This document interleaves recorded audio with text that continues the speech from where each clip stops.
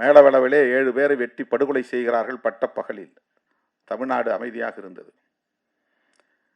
திண்ணியம் என்கிற இடத்திலே ஒருவன் கொடுத்த பணத்தை திருப்பி கேட்டான் என்பதற்காக அவனை கட்டி வைத்து உதைத்து அவன் வாயிலே மலத்தை திணித்தார்கள். நாடு அமைதியாக இருந்தது.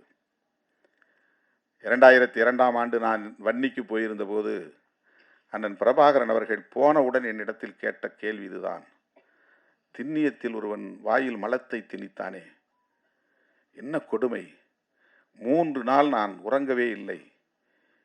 இதையெல்லாம் எப்படி உங்கள் மாநிலத்து தலைவர்கள் சகித்து கொண்டு அமைதியாக இருக்கிறார்கள்?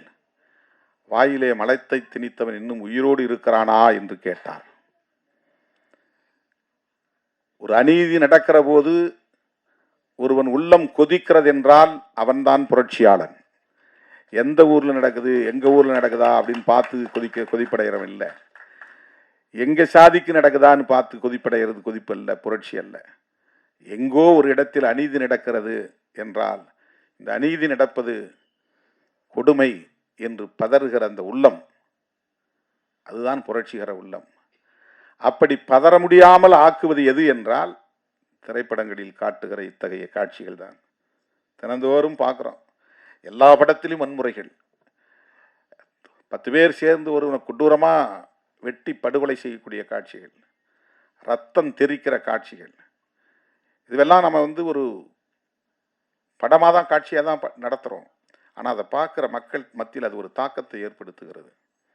அது ஒரு பொது உளவியலை கட்டமைக்கிறது. இப்படி தான் நடக்கும்.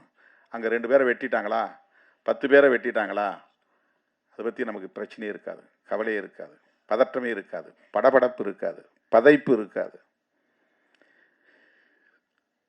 அப்புறம் அநீதி நிகழ்ந்து கொண்டே தான் இருக்கும்.